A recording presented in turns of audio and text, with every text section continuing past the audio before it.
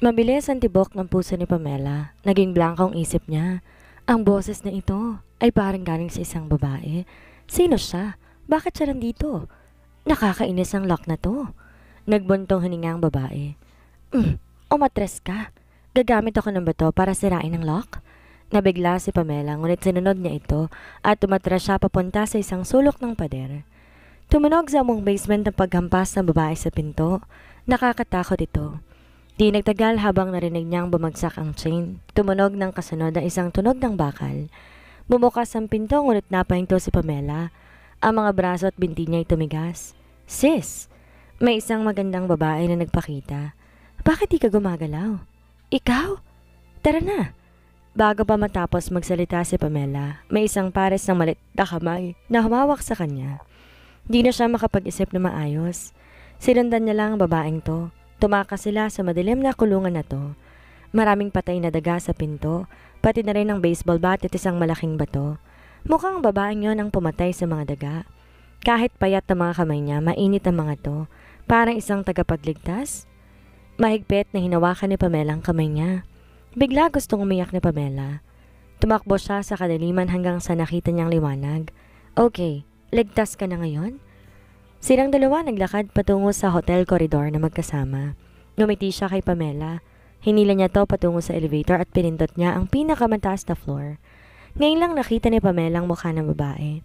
Maganda siya, nakangiti ang mga mata niya at ang ngiti niya kasing tamis ng cotton candy.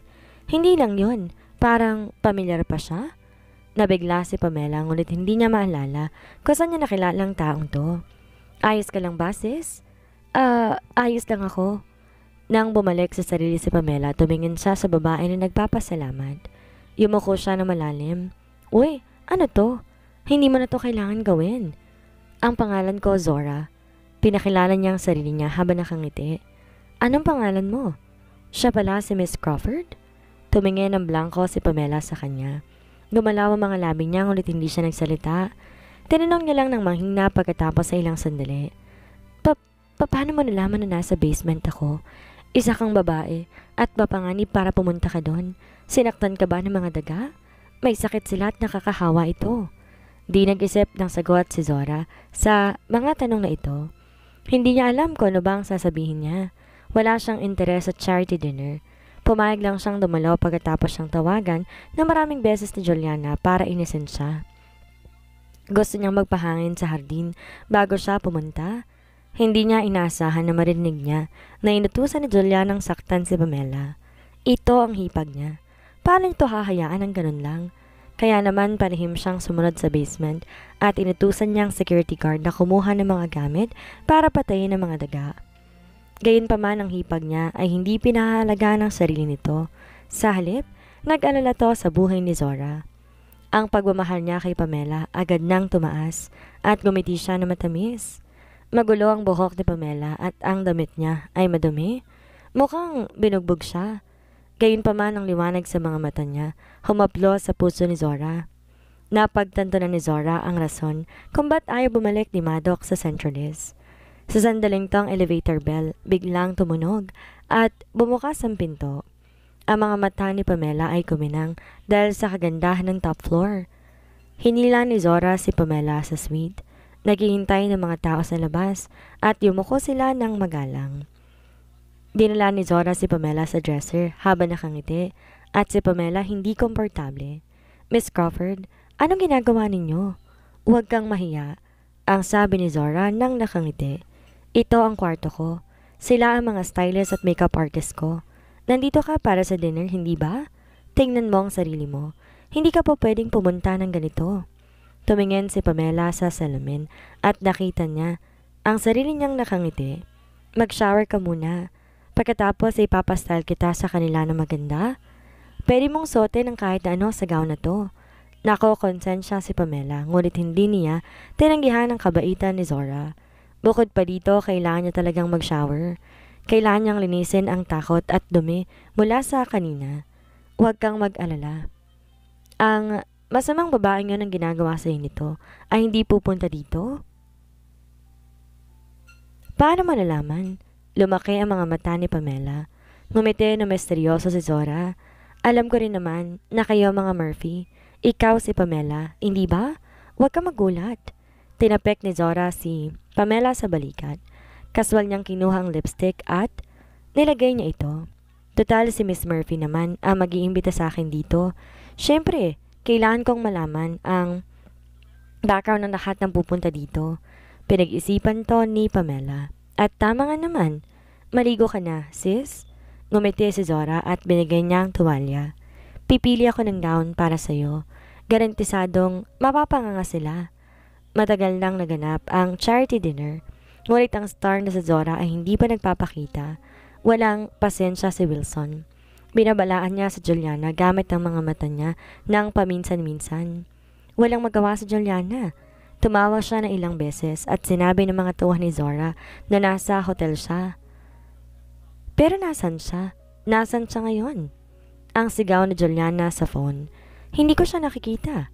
Pakiusap. Kumalma kayo, Miss Murphy. Baka may miscommunication lang.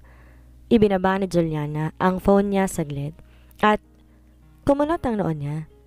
Sa sandaling to may taong tumakbo papalapit para sabihan siya. Miss, nandito na si Miss Crawford? Lumaki ang mga mata niya.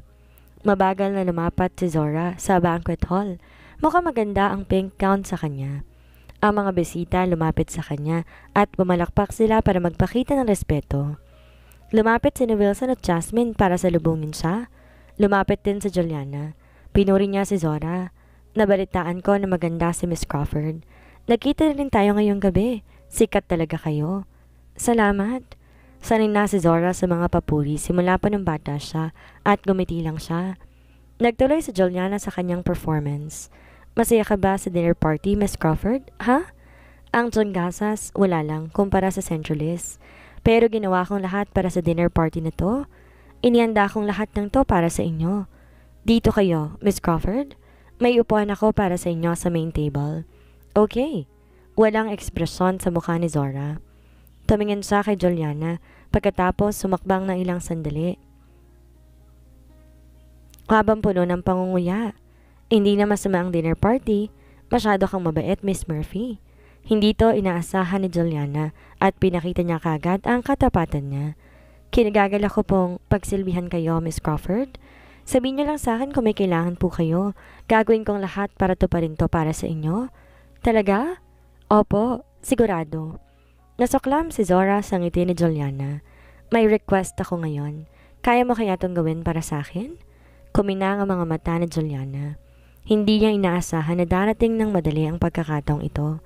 Kung gumawa siya ng pabor para kay Zora, maaaring maging malapit siya sa mga Crawford. Bukod pa dito, si Zora yung kapatid ni Maddox. Kung gusto niya magpakasal sa pamilya, kailangan niyang gamitin ng young lady na ito. Sige po, Miss Crawford. Di na makapaghintay si Juliana. Sabihin niyo ang inyong mga request. Sige. Suminghal si Zora. Dinala ko ang kaibigan ko. Gusto ko siyang sumama sa dinner party kasama ko. Kaya mo kaya itong gawin, Miss Murphy? Siyempre po, pwede. Ang sagot ni Juliana na hindi na nagdadalawang isip. Naisip niya tama lang na dalahin ni Zora ang best friend nito. Total sigurado siya na ang best friend nito mula sa isang mayaman at makapangyarihang pamilya. Mula kaya siya sa isa sa 4 big families sa Centralist o hindi? Kung naging malapit kami, sigurado, makakatulong to sa darating na panahon.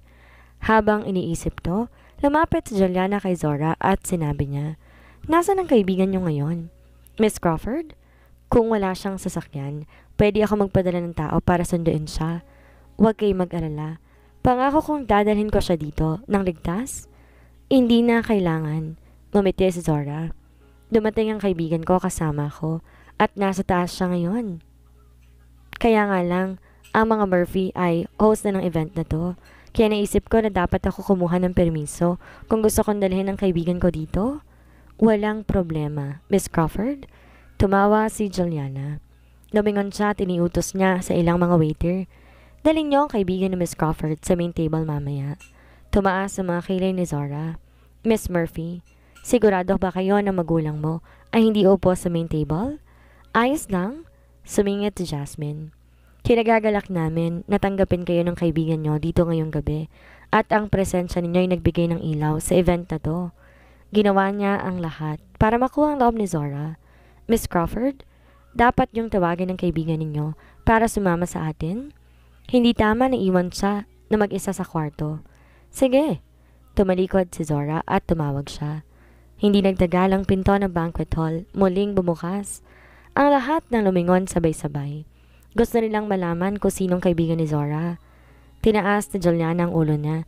Sinubukan niyang tumingin lagpas sa madla. Gayunpaman di niya inaasahan na ang taong naglakad papasok ng kwarto ay si Pamela. Naramdaman ni Juliana na parabang may humahampas ng martilyo sa ulo niya at naging blanko ng ilang sandali ang isip niya. Nagbago rin ang ekspresyon nila. Tumingin sila kay Pamela ng may malaking mga mata na parabang luluwa ng mga ito. Siya ang best friend ni Zora? Paano nangyari to? Nagtipon ang lahat at nag-usap sila habang inoobserbahan si Pamela na may kakaibang tingin. Kahit na nabigla sila sa presensya ni Pamela, aamin sila na mas maganda talaga si Pamela pagkatapos siyang tulungan ni Zora sa kanyang dress at makeup. Habang naglalakad siya sa tabi ni Zora, mukha silang magkapatid na lumabas mula sa fairyland. Sigurado ko na hindi ko siya kailangan na ipakilala sa inyo, hindi ba? Namutla ang mukha ni Juliana. Humigpit ang kamao niya at ang labi niya ay nanginginig sa punto na hindi siya makaimik. Pamela? Nanginig ang boses ni Wilson. Ikaw ang kaibigan ni... Matagal na kaming magkaibigan, Mr. Murphy. Sumingit si Zora sa kanya. Pagkatapos ito, tumingin siya kay Pamela at tinanong niya, hindi ko pa nasabi sa pamilya ko ang tungkol sa akin, Pamela? Paano mo nagawa to sa akin? Tumingin lang si Pamela sa kanya nang nakangiti. Hindi maaari, ang sigaw ni Juliana. Napunta ulit ang lahat ng atensyon sa kanya. Ano naman ang ginagawa mo dito, Pamela? Imposible na isang tulad mo ay isang kaibigan niya. Bukod pa dito, bakit ikaw ay... Siya ay... Kumunot ang noo ni Wilson. Huminto si Juliana sa pagsasalita. Mas dumilim ang ekspresyon niya. Bakit ka kinakabahan, Juliana? Ngumiti na maamo si Pamela habang tumingin siya na mataas kay Juliana. Bakit para nagulat ka na makita ako dito? Tumingin na masama si Juliana kay Pamela at kinagat niya ang mga labi niya. Dinala ako ng kapatid ko sa basement, kaya matagal bago ako nakarating dito. Ngumiti na malamig si Pamela. Pero mabait ang kapatid ko na mag-iwan ng mga daga para may kasama ako. Yun siguro mga alaga mo, hindi ba? Ikaw, anong sinabi mo? Dumilim ang ekspresyon ni Wilson at tumingin siya kay Juliana. Kinulong mo si Pamela kasamang ilang daga sa basement. Walang tigil sa panginginig si Juliana habang nakatingin siya ng takot sa tatay niya. Walang hiya ka? Ang galit na sabi ni Wilson. Hindi siya interesado kung paano naging best friend ni Pamela si Zora. Ang alam niya lang may hawak ng kamay ni Zora ngayon ay si Pamela. Isang matalinong tao si Wilson. Alam niya kung paano umangkop sa sitwasyon. Nagkatingin ng lahat ng bisita sa hall. May mga ngiti sa kanilang mukha na parabang nanonood sila ng isang movie. Juliana, huwag mong gawing katatawanan ang sarili mo dito. Ang sigaw ni Wilson. Umuwi ka na ngayon. Ayaw kitang makita. Dad, ngayon na. Puno ng galit ang mukha ni Juliana. Ang mga mata niya puno ng luha. Tumingin siya kay Pamela bago siya tumalikod at tumakbo patungo sa banquet hall. Gusto ni Jasmine na tulungan ang anak niya, ngunit hindi niya alam kung paano. Sa huli, tumayo lang siya sa tabi at pinanood habang pinagalitan ng asawa niya ang anak niya. Bukod pa dito, kailangan niyang pilitin na ngumiti. Napabuntong hininga si Wilson at ngumiti siya. Tumingin siya kay Zora at sinabi niya, "Huwag kayo mag-alala, Miss Crawford. Pangakong tuturuan kong mabuti ang anak ko sa susunod. Sigurado ako na ang pangyayari ngayon ay isang misunderstanding. Ako, Mr. Murphy." Sumingit si Zora ng may malamig na ngiti. "Wala akong karapatan para makialam sa problema ng pamilya ninyo. Pero hindi ko pagbibigyan ng kahit sino na umaapi sa kaibigan ko. Sana tandaan niyo to." "Opo, opo," ang sabi ni Wilson. Ang noon niya ay pinagpapawisan. Tumingin si Zora sa kanya at tinala niya si Pamela sa main table. Nagpatuloy ang party ngunit may ilang taong nakatingin sa kanila. "Mr. Moore, kailan pa naging kaibigan ni Pamela si Miss Crawford?" "Tama, kakaiba ito." May lumabas sa isip ni Dustin habang kumukunot ang noon niya. Si Pamela ay ang asawa ni Denver. Ngunit siya ang best friend ni Zora. Isa lang ibig sabihin nito. Si Denver ay si Maddox. Mr. Moore, ngayon sigurado ng lahat, dapat na po ba tayong kumilos? Hindi. Maghintay muna tayo, ang sabi ni Dustin. Hindi natin sila po pwedeng alertuhin hanggat wala tayong matibay na ebidensya na si Denver ay si Maddox. Kung hindi, baka hindi natin mapaliwanag to kay Mr. Crawford. Baka isipin niya na mali na naman tayo nang sinasabi sa kanya. Ano po palang dapat natin gawin, Mr. Moore? Kailangan natin maging maingat.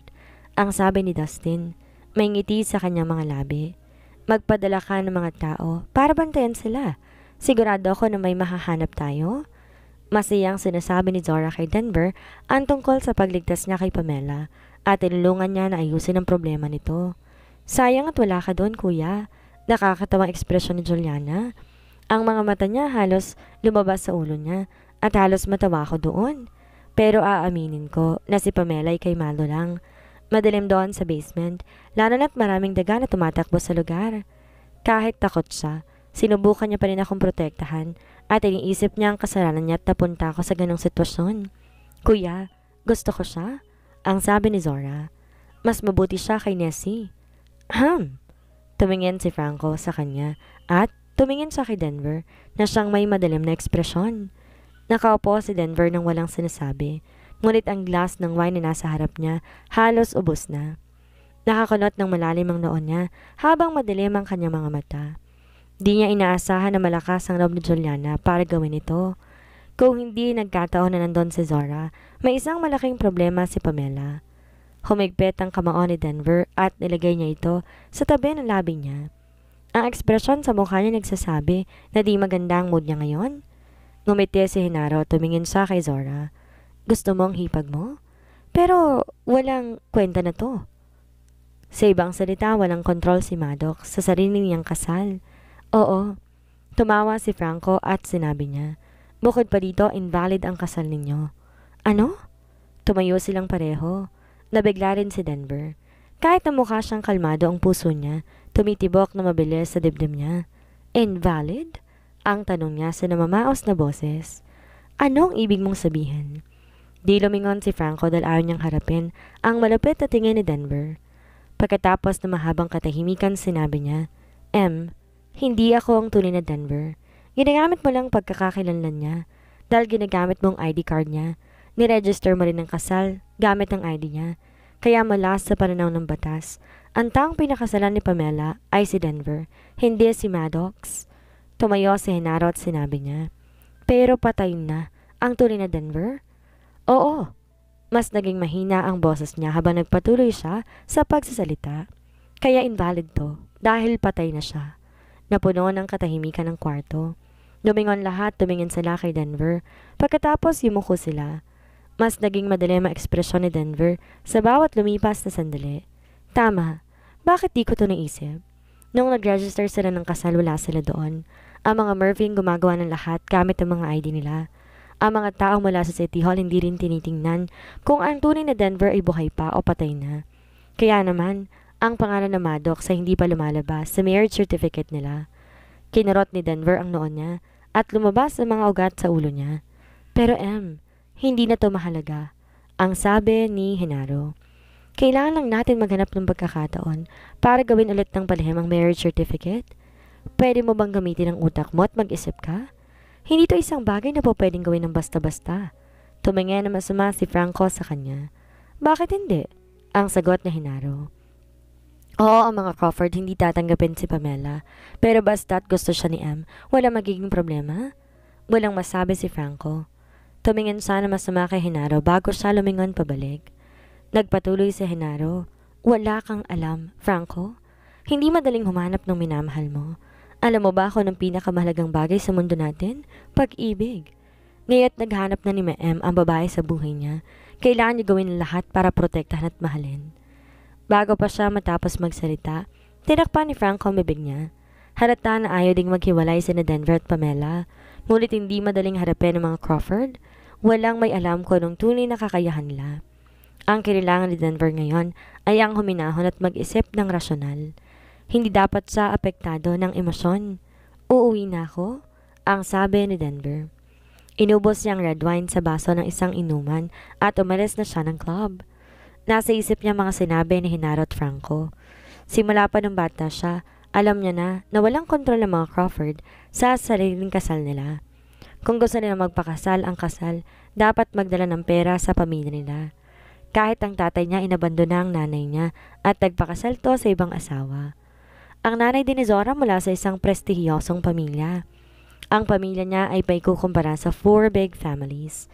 Kaya naman hindi siya umaasa sa kasal niya at hindi pa siya pumasok sa isang relasyon dati. Yun ay hanggang sa nakilala niya si Pamela. Kumunot ang noo ni Denver at ang isip niya naging magulo. Hindi alam ni Denver kung paano to nangyari, ngunit sa oras na napagtanto niya ito, dumating na siya sa bahay niya. Humithit siya na sigarilyo bago siya pumasok sa bahay. Nang pumasok siya sa bahay, sinalubong niya ang amoy na mabangong pagkain. Nagmamadali si Pamela sa kusina. Nang marinig niya ang boses si Denver, lumingon siya at gumiti siya ng matamis. Pagkatapos ng ilang sandali, nagdala siya ng isang bowl ng soup sa kusina at sinabi niya na maghugas ng kamay si Denver. Dahil handa ng hapunan. Tumingin si Denver kay Pamela at ngumiti siya. Sa totoo lang, ayaw niya ng yam root simula pa nung bata siya. Gayunpaman paulit-ulit na gumagawa na iba't ibang luto ng yam root si Pamela para sa mga benepisyo ng sabaw nito. Hindi lang ang sabaw. Ayaw din ni Denver ibang masustansyang gulay tulad ng carrots, celery, at sibuyas. Gayunpaman, tinrato ito ni Pamela na parang isang gamot na magpapahaba ng buhay nila. Kaya ginawa niyang lahat para lang kumbinsihin si Denver na kumain ito. Basa ang mga mata ni Denver.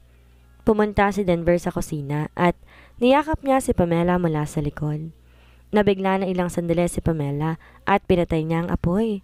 Nilagay ni Denver ang baba niya sa balikat ni Pamela at suminghot siya ng malalim.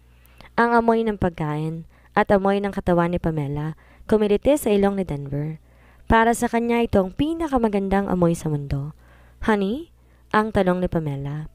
Ang boses niya kumiliti sa puso ni Denver. Anong problema? Walang sinabi si Denver, ngunit humigpit ang yakap niya. Naalala si Pamela para kay Denver. Sinabi niyang tumalikod at tinawakan niya ang mukha ni Denver sa pagitan ng mga palad niya. Sa kanyang kinagulat ang mga mata ni Denver ay namamaga. Nabigla siya at tinanong niya, anong problema, honey? Isang malakas na lalaki si Denver. Hindi man lamang siya luluha kahit tutukan pa siya ng baril. May nangyari ba sa trabaho ninyo? Pumikit siya at hinimas ang ulo ni Denver na para bang pinapatahan ng isang bata. Kung hindi ka masaya sa trabaho mo, pwede ka nang umalis? Hindi ito mahalaga. Total naman, ayoko ng trabaho mo. Kailangan mong kumalaban ng maraming tao at mapanganib to. Ang ibang babaeng trainee din ay palagi nang tumitingin sa'yo. Ayos lang, honey. Kung ayaw mo to, pwede ka namang mag-quit. Kaya kitang alagaan. Tumawa si Denver at tumingin siya kay Pamela na hindi nagsasalita. Tumingin sa paligid si Pamela at hinimas niya ang pisngi ni Denver. Pero ang asawa niya hindi kailangan umasa sa isang babae. Isa siyang lalaki. Pagod nga lang siya ngayon. Kapag nakapagpahinga na siya, sigurado ko na magiging malakas ulit siya.